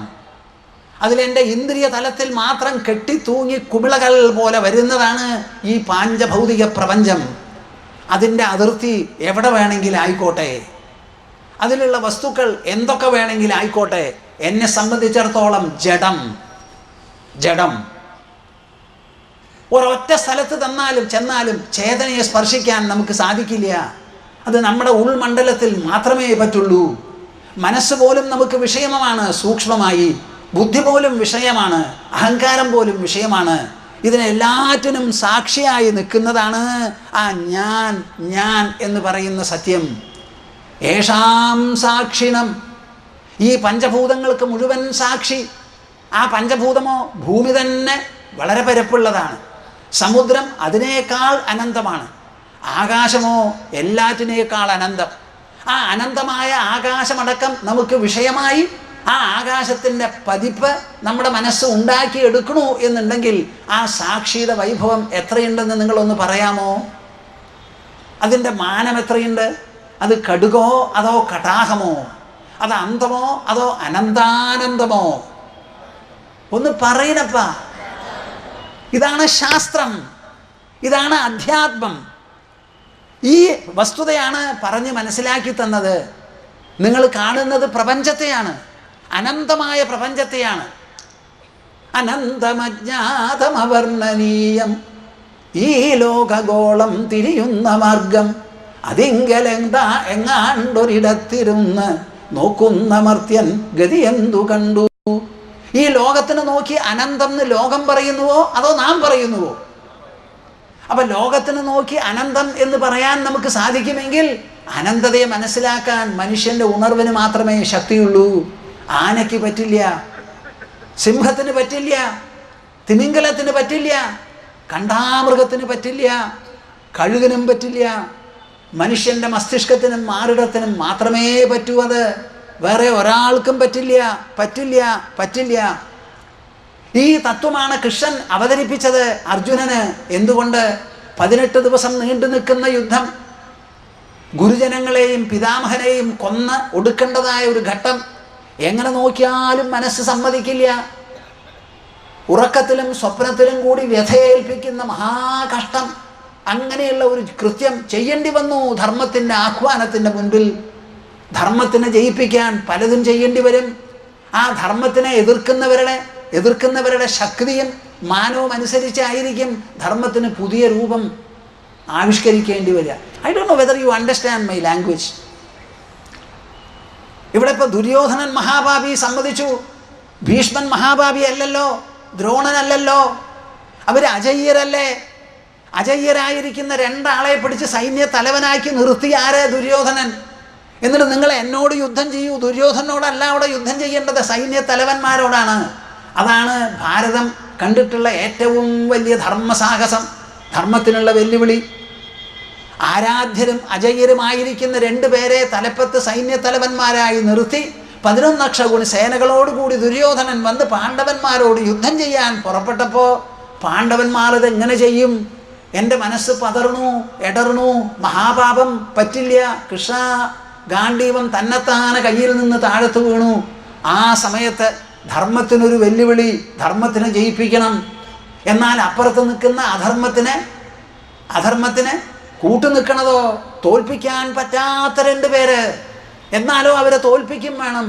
അതാണ് അവിടെ പല വിധത്തിലുള്ള ഉപദേശങ്ങളും നയനിർദ്ദേശങ്ങളും വേണ്ടി വന്നത്.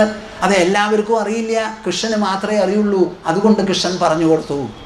ആ കൃഷ്ണൻ അവതരിപ്പിച്ചത് എന്താ? നായം ഹന്തിന ഹന്യതേ. പരമാത്മാവൊന്നു മാത്രമേ ഉള്ളൂ. ഈ ദൃശ്യപ്രപഞ്ചം മുഴുവനും ജഡം, ഇവിടെ സാക്ഷിയായിരിക്കുന്നതേ ഉള്ളൂ. നീ കൊന്നാൽ പോലും ആ കൊല്ലുന്ന പ്രവൃത്തിക്ക് സാക്ഷിയാണ് നിന്റെ ഉള്ളിലുള്ള ചേതന. I don't know whether I should say this and you will understand this. ഭീഷ്മദ്രോണാദികളെ കൊല്ലേണ്ടി വന്നാൽ പോലും ആ ഹനനക്രിയ ഉണ്ടല്ലോ, ആ ഹനനക്രിയ ബാഹ്യലോകത്ത് ദൃശ്യപ്രപഞ്ചത്തിൽ നടക്കുന്നതാണ്. അർജുന, നീ ആ പ്രക്രിയയ്ക്ക് സാക്ഷിയായേ നിൽക്കുള്ളൂ. ഈ ലോകം മറിയട്ടെ, ഈ ലോകം മറിയട്ടെ, ഇത് മാറട്ടെ. എന്തെല്ലാം കിലാട്ടങ്ങൾ ഇവിടെ നടന്നാലും ശരി, നാം എല്ലാം അതിന് സാക്ഷിയാണ്. ഒരു തത്വജ്ഞന്റെ മുൻപിൽ സമുദ്രം വറ്റി വരണ്ട മണൽത്തിട്ടും പാറയും പുറത്തു കണ്ടാൽ ആ മനുഷ്യൻ അതിശയിക്കില്ല. ഹിമാലയവും മഹാമേരുവും പൊടിഞ്ഞ് തകർന്ന് ദ്രവമായി തീർന്നാലുമില്ല തത്വജ്ഞന് ഒരു അതിശയം. ഈ ലോകം എങ്ങോട്ട് വേണമെങ്കിൽ പോട്ടെ, എന്തു വേണമെങ്കിൽ ഉണ്ടാകട്ടെ, ലോകമേ നീ ജഡം, നീ ജഡം, നീ ദൃശ്യം, ഞാൻ ദ്രഷ്ടാവ്. ദ്രഷ്ടാവിനെ ദൃശ്യമാക്കാൻ പറ്റില്ല, ദൃശ്യത്തെ ദ്രഷ്ടാവാക്കാനും പറ്റില്ല. നീ എന്തെല്ലാം കോലാട്ടം വേണമെങ്കിൽ കളിച്ചോ, എന്തെല്ലാം ആകർഷണ വികർഷണങ്ങൾ രചിച്ചോ, ഞാൻ സാക്ഷിയായിരിക്കുന്ന ഞാൻ അവയ്ക്കെല്ലാം സാക്ഷിയായി തുടരും, ഒരിക്കലും ദൃശ്യമാവില്ല. നിങ്ങൾ എൻ്റെ കൂടെ ഉണ്ടോ കൂട്ടരെ? Do whatever you like, whatever you want. My position is that of the witness. I am the ദ്രഷ്ട. I am the sentient presence inside. You are the insentient rigmarole. I have nothing to do with you. Try your best, try your most. Nothing can change my position as the subject of everything. I am the subject. I am the subject. Asangoham, asangoham, asangoham punah punah. Satchidanandarupoham. Ahamevahamavyayah. I am the unconditioned, I am the unaffected, I am the unassailable, I am the unsubduable. I am the existence absolute. I am consciousness absolute. I am blissfulness absolute. ഒരിക്കലും ദൃശ്യക്കറ ദ്രഷ്ടാവായിരിക്കുന്ന എന്നിൽ ഏശില്ല ലോകമേ. ദൃശ്യക്കറ എന്നിൽ പറ്റില്ല. ആ കറയ്ക്ക് പോലും ഞാൻ ദ്രഷ്ടാവാണ്, സാക്ഷിയാണ്. ആ സാക്ഷി എന്നുള്ള നിലവിട്ട് അതിനെ കാണപ്പെടുന്ന ദൃശ്യമാക്കാൻ ഒരാൾക്കും പറ്റില്ല. ഭഗവാനും പറ്റില്ല, ഈശ്വരനും പറ്റില്ല, ഒരാൾക്കും പറ്റില്ല. നിങ്ങൾ കേട്ടിട്ടില്ലേ നാരണത്ത് പ്രാന്തൻ്റെ കഥ? അദ്ദേഹം ഇങ്ങനെ പോയിക്കൊണ്ടിരുന്നു. ഇഷ്ടം പോലെ നടക്കുന്ന ഒരു അവധൂതന. ഒരു ദിവസം രാത്രിയായി, ഏതോ ഒരു ശ്മശാനത്തിൽ തീയിട്ടുണ്ട്. അന്നൊരു ശവം ദഹിപ്പിച്ചു. അപ്പോൾ അവിടെ കൂടി ഇത്തിരി എന്തെങ്കിലും കഴിക്കും വേണം. കയ്യിലൊരു ചട്ടിയുണ്ട്, ഇത്തിരി വെള്ളവും കൂട്ടി അവിടെ അരിയൊക്കെ തിളപ്പിച്ച് വേവിക്കാൻ പോന്നപ്പോൾ ഭദ്രകാളി വന്നു അത്ര രാത്രിയിൽ. ഭദ്രകാളി വന്ന് ഒക്കെ കാണിച്ചപ്പോൾ ഒന്നും മിണ്ടില്ല. അങ്ങോരിങ്ങനെ വെച്ചുകൊണ്ടിരിക്കുക, അത് വേവാൻ കാത്തിരിക്കുക. അപ്പം ഭദ്രകാളി ചോദിച്ചു അത്രേ, ഡോ തനിക്ക് എന്നെ മനസ്സിലായില്ലേ? എനിക്ക് മനസ്സിലായില്ലല്ലോ. ആരാ? ഞാൻ ഭദ്രകാളിയാ. ഓ, കേട്ടിട്ടുണ്ട്. ഞാൻ ഭദ്രകാളിയാ. ഇന്ന് ശവം ദഹിക്കുന്ന ദിവസമാണ്, ഇത് എൻ്റെ സ്ഥാനമാണ്. എനിക്ക് വന്ന് നൃത്തം ചെയ്ത് ഈ ചുടലയിൽ വലിയ ആവശ്യങ്ങളൊക്കെ ഉണ്ട്. ആയിക്കോട്ടെ, ഇപ്പോൾ ഒരു വിരോധമില്ല. എനിക്കിത്തിരി ഊണ് കഴിക്കണം, വിശക്കുന്നുണ്ട്. ഞാൻ കഴിഞ്ഞ് എൻ്റെ പാട്ടിൽ പൊക്കോളാം. അത് കഴിയുന്നവരെ നിന്നത് ക്ഷമിച്ചുകൂടാൻ ചോദിച്ചു അത്രേ. അപ്പോൾ ഞാൻ നിന്നെ ഭയപ്പെടുത്തും. ആയിക്കോട്ടെ, വിശ്വരൂപം എന്നൊക്കെ പറഞ്ഞ് കേട്ടിട്ടുണ്ട്, കാണാൻ നല്ല ഇഷ്ടമാണ്, കണ്ടോളാം എന്ന് പറഞ്ഞു അത്രേ. ഇതൊക്കെ കഴിഞ്ഞപ്പോൾ ഭദ്രകാളി വല്ലാൻ ചെയ്യും. അയ്യോ, ഞാൻ ഇങ്ങനെ ഒരു ഭക്തനെ കണ്ടിട്ടില്ല, ഇങ്ങനെ ഒരു ജ്ഞാനിയെ കണ്ടിട്ടില്ല. അയ്യോ, ഇത് വലിയ പരാജയമാണ്. എനിക്ക് അങ്ങ് ജയിച്ചുവല്ലോ, അതുകൊണ്ട് എൻ്റെ അടുത്ത് നിന്ന് വരം മേടിക്കണം. എന്ത് വരം? എനിക്ക് ഒന്നും വേണ്ട. അല്ല, ഒന്ന് മേടിച്ചേ തീരൂ. അപ്പോൾ എന്ത് പറഞ്ഞു? എന്നാൽ ഒരു കാര്യം ചെയ്യാം ദേവി, എനിക്ക് എത്ര ആയുസ്സുണ്ടോ അത് ഒരു ദിവസം ഒന്ന് കൂട്ടിത്തരൂ. അയ്യോ, അത് മാത്രം പറ്റില്ല. എത്ര ദിവസം ജീവിക്കുമോ ഒന്ന് കൂട്ടിത്തരാൻ പറഞ്ഞു. അത് പറ്റില്ല. എന്നാൽ ഒരു കാര്യം ചെയ്യൂ, ഒരു ദിവസം ഒന്ന് കുറയ്ക്കൂന്ന്. അതും പറ്റില്ല എന്ന് പറഞ്ഞു അത്രേ. ഇനി പിന്നെ നിങ്ങൾക്ക് പറ്റുന്നത് എന്താ? ഒരു കാര്യം ചെയ്യാം, എൻ്റെ വലത്തെ കാലിൽ മന്തുണ്ട്, ആ മന്തൊന്ന് മാറ്റി തരുമോ? അയ്യോ, അത് പ്രാരബ്ധ കർമ്മം കൊണ്ട് വരണതാ, തൊടാൻ പറ്റില്ല. അപ്പോൾ ഒന്നും പറ്റില്ല, പിന്നെ എന്ത് തരാൻ പോണേ? ഒരു കാര്യം ചെയ്തേക്കൂ, വലത്തെ കാലിലത്തെ മന്ത് ഇടത്തെ കാലിലാക്കാൻ പറ്റുമോ? അതാക്കി തരാം, കുറവൊന്നുമില്ലല്ലോ എന്നും പറഞ്ഞ് ഭദ്രകാളി പോയി, അദ്ദേഹവും പോയി അത്രേ. ഇതാണ് തത്വജ്ഞാനികളുടെ മാർഗം. ഇവിടെ എന്തുണ്ട് കണ്ട് മകിഴാൻ? എന്തുണ്ട് ഇവിടെ കണ്ട് ആകർഷിക്കപ്പെടാൻ? എന്തുണ്ട്? പട്ടി എല്ല് നക്കണു, നക്കില്ല, മൂർച്ചയുള്ള എല്ല്. കുറേ കഴിഞ്ഞപ്പോൾ ചോര വന്നു, ആ ചോര കുടിച്ചു തുടങ്ങി. ആ ചോര എല്ലെന്ന് വന്നു എന്നാണ് വിചാരിക്കുന്നത്, വന്നത് നാക്കുന്ന. അത് മനസ്സിലാക്കാതെ നക്കിക്കൊണ്ടിരിക്കുക.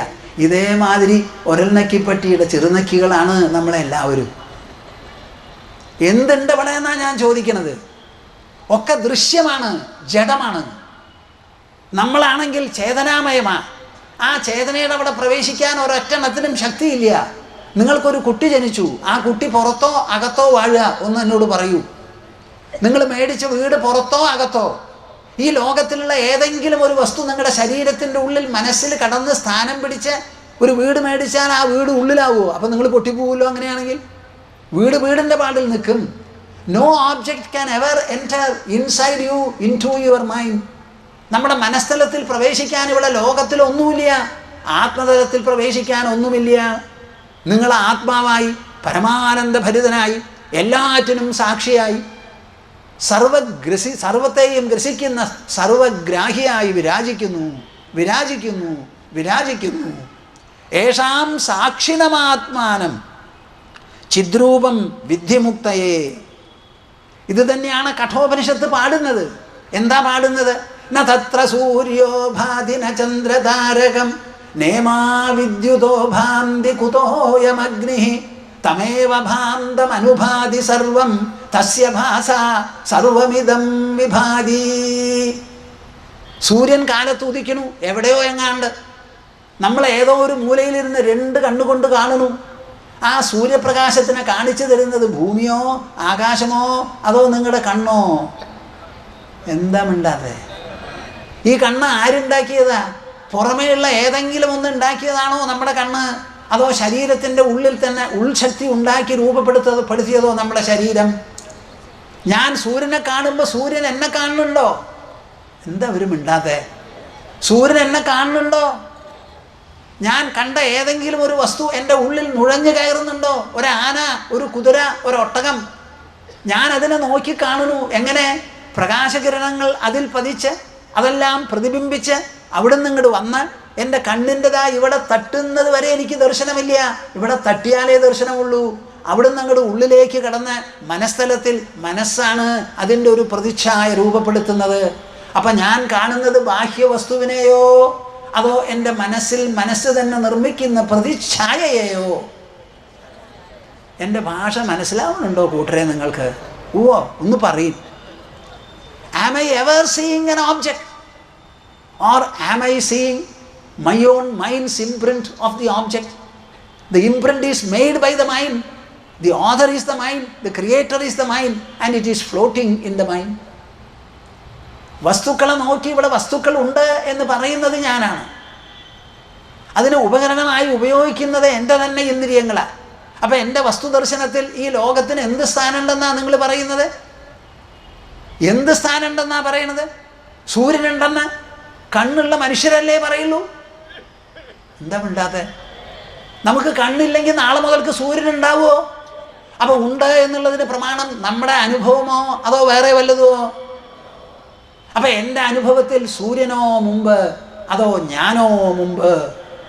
ഒന്ന് പറയണപ്പാ, ആരാണ് മുമ്പില്? ഞാനോ മുമ്പില്? ഞാൻ കാണുന്ന വസ്തുക്കളോ മുൻപില്? ഈ വസ്തുക്കൾ ഒന്നുമില്ലാതെ ഞാൻ കിടന്നുറങ്ങുന്ന സമയത്ത് ഞാനില്ലേ? അപ്പം ഈ ലോകമുണ്ടോ എനിക്ക്? കാലത്തെണീട്ടപ്പോൾ ലോകം വിരിഞ്ഞു, വിടർന്നു, പരന്നു.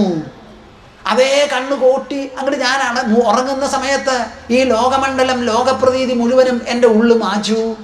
അപ്പം എല്ലാറ്റിനെയും ഉദിപ്പിക്കുന്നതും അസ്തമിപ്പിക്കുന്നതും ആരെന്ന് ഞാൻ ചോദിക്കണു. മറുപടി പറയുന്നപ്പാ. ഈ ലോകത്തിനെ ഉദിപ്പിക്കുന്നതും അസ്തമിപ്പിക്കുന്നതും ആര്? നമ്മുടെ ഉള്ളിലുള്ള ഞാൻ. അതിന് നിങ്ങളുടെ കണ്ണ് തുറക്കാനും തുറപ്പിക്കാനും കാട്ടിത്തരാനും സാധിക്കും. അതേ കണ്ണിനെ അടയ്ക്കാനും ഉറങ്ങാനും സാധിക്കും. യാതൊന്നുമില്ലാതെ ഞാൻ സുഖമായി ഉറങ്ങി, ഒന്നും അറിഞ്ഞില്ല, എനിക്ക് ശരീരവുമില്ല, മനസ്സുമില്ല, ബുദ്ധിയുമില്ല, ലോകവുമില്ല, ഞാൻ ഞാൻ ഞാൻ മാത്രം. അപ്പം ഈ ഞാൻ ഒറ്റയ്ക്കിരിക്കുന്നതല്ലേ? മനസ്സിലാവുന്നുണ്ടോപ്പാ? ഈ ലോകത്തിൻ്റെ ആവശ്യമുണ്ടോ ഈ ഞാൻ നിലനിൽക്കാൻ? വേണോ? എന്താ ഒരു മിണ്ടാത്തെ? ഈ ഞാന് ലോകം ആവശ്യമുണ്ടോ നിലനിൽക്കാൻ? അതോ ഈ ലോകത്തിന് ഞാനേ ആവശ്യമുണ്ടോ തൻ്റെ ലക്ഷണം, തൻ്റെ നിലനിൽപ്പ് കാണിച്ചു തരാൻ? ഏതാണ് ഇവിടെ സ്വതന്ത്രം? Is the subject independent or is the object independent? Is the question that I am raising. ദൃശ്യമാണോ ഇവിടെ സ്വതന്ത്രം, അതോ ദ്രഷ്ടാവാണോ സ്വതന്ത്രം? ദൃക്കാണോ സ്വതന്ത്രം? സ്വതന്ത്രമായിട്ടുള്ളത് ദ്രഷ്ടാവാണ്. ആ ദ്രഷ്ടാവിനെ മനസ്സിലാക്കൂ എൻ്റെ പൊന്നു മഹാരാജാവേ. യേഷാം സാക്ഷിണമാത്മാനം ചിദ്രൂപം. അതിൻ്റെ രൂപം ഈ പഞ്ചഭൂതങ്ങളുടെ അല്ല, അത് ചേതനാമയമാണ്. പഞ്ചഭൂതങ്ങൾ ജഡമാണ്. ആ ചേതനാമയമായ ആ ചിത് സ്വരൂപമായ ആ സാക്ഷിയെ മനസ്സിലാക്കൂ. ഞാനേ, അത് കഴിഞ്ഞാൽ മുക്തിയായി എന്നാണ് അടുത്ത് പറയുന്നത്. ഇത് മനസ്സിലാക്കി കഴിഞ്ഞ് എങ്ങനെ നമുക്ക് മുക്തി കിട്ടും എന്നുള്ളതാണ് അടുത്ത ശ്ലോകത്തിൽ പറയുന്നത്. ശരി, ഞാനിന്ന് മലയാളത്തിലൊരു ശ്ലോകം ചൊല്ലാം. ചെറുപ്പകാലത്ത് അമ്മ കഥ പറഞ്ഞു തന്നു. അതിലൊരു കഥ കേട്ടിട്ട് കുറേ നേരം കരഞ്ഞു ഞാൻ. ലോഹിതാക്ഷൻ്റെ കഥയാണ്. ആ ഒരു കാര്യം സൂചിപ്പിച്ചുകൊണ്ട് എൻ്റെ ജീവിതത്തെ പരാമർശിക്കുന്ന ഒരു ശ്ലോകമാണത്. പണ്ടെങ്ങാണ്ടമ്മ കേൾപ്പിച്ചതു മുതലൊളിവായി കേറിയെന്നുള്ളിലെന്തോ വർദ്ധിച്ചു നാൾക്കുനാളായി അതതിരു കവിയാനുള്ള വാത്സല്യമായി. ഭാവത്തിൻ പാവനത്വം വഴിയരുളിയ തൻ ഭാവസമ്പാദനത്താൽ സമ്പൂർണ്ണ സ്നേഹമായിട്ടതു സതതമിതാ മുറ്റു നീ തന്നെ ഞാനായി. ഭാവത്തിൻ പാവനത്വം വഴിയരുളിയ തൻ ഭാവസമ്പാദനത്താൽ സമ്പൂർണ്ണ സ്നേഹമായിട്ടതു സതതമിതാ മുറ്റു നീ തന്നെ ഞാനായി. ഹരി ഓ, ഹരി ഓ. എല്ലാവരും കൂടി